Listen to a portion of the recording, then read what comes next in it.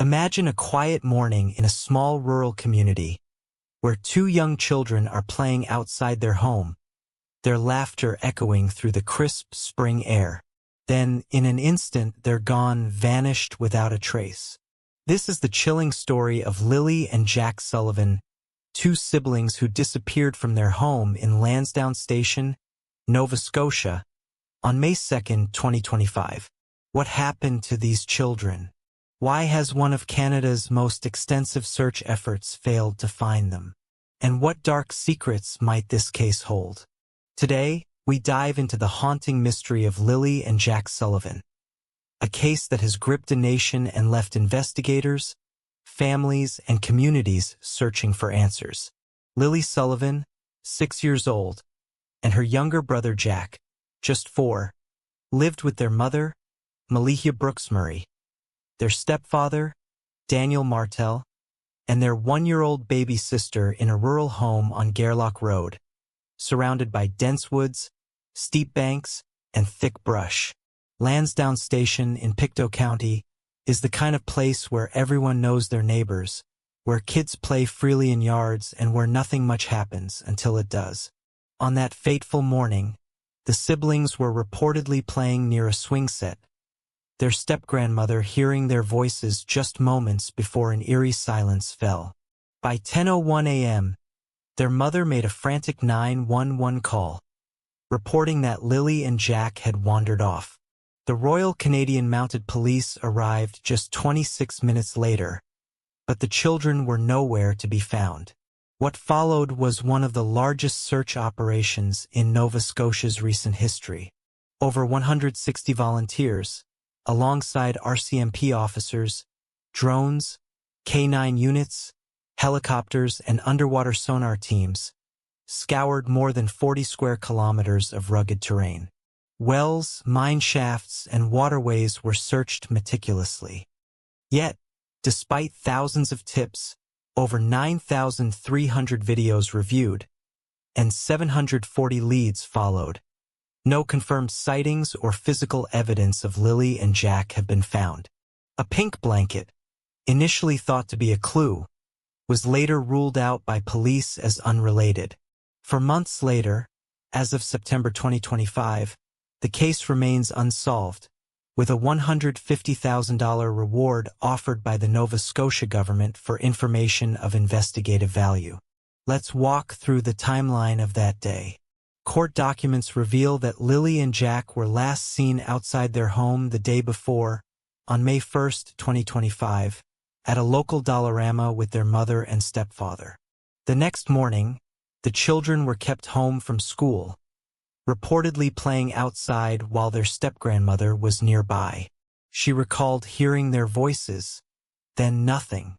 By the time the 911 call was made, the children had seemingly vanished into thin air. The speed of their disappearance is one of the case's most perplexing elements.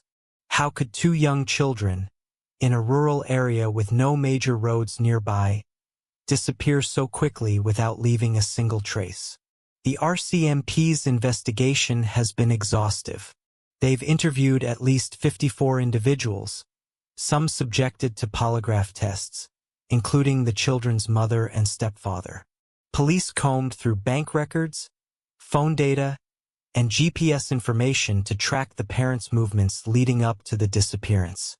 As of July 16, 2025, investigators stated they did not believe the case was criminal in nature, but they haven't ruled out suspicious circumstances. A former Halifax police detective, Jim Hoskins, suggested in June that the case had likely shifted to a criminal investigation, pointing to the extensive police actions and lack of physical evidence as indicators. Yet, no arrests have been made, and no suspects have been publicly named. One detail that has fueled speculation is the discovery of a second piece of a pink blanket, believed to belong to Lilly, found in the trash. This raised eyebrows, but police have not confirmed its significance. The parents' behavior has also come under scrutiny. Their step-grandmother's haunting statement, "My heart tells me these babies are gone," sent shockwaves through the community. She described the eerie quiet that followed the children's voices, a moment that haunts her to this day. The emotional toll on the family is palpable, with their grandmother openly expressing despair, while the parents have remained relatively private, releasing only a brief video showing the property where the children were last seen. The case has captured global attention, not just for its mystery but for the flood of misinformation that followed. Fake fundraisers popped up on platforms like GoFundMe and Facebook, claiming to support drone searches or even psychic investigations.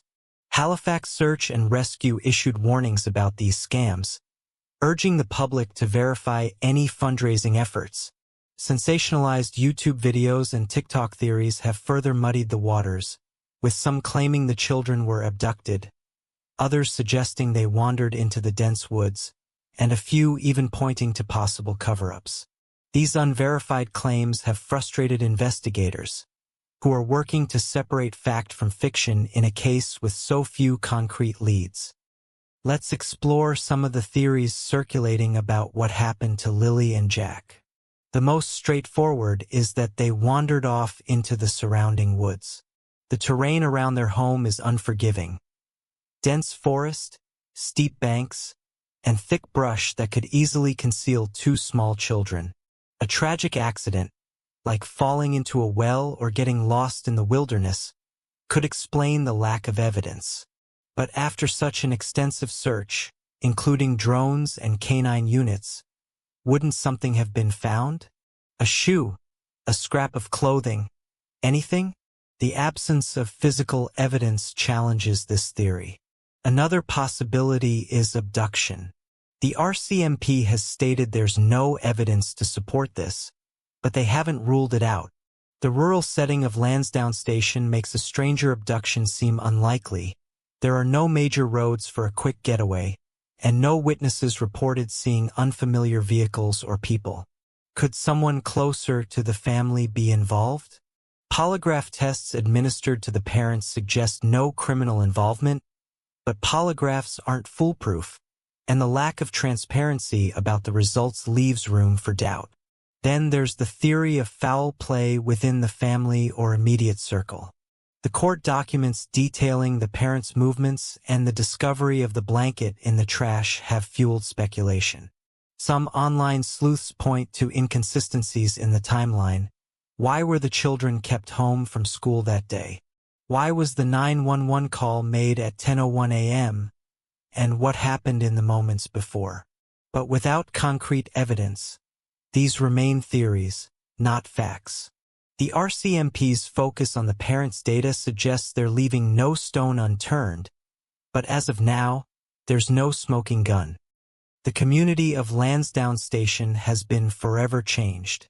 Stuffed animals and flowers pile up outside the RCMP detachment in Stellarton, a heartbreaking tribute to two children who've become the center of a national mystery.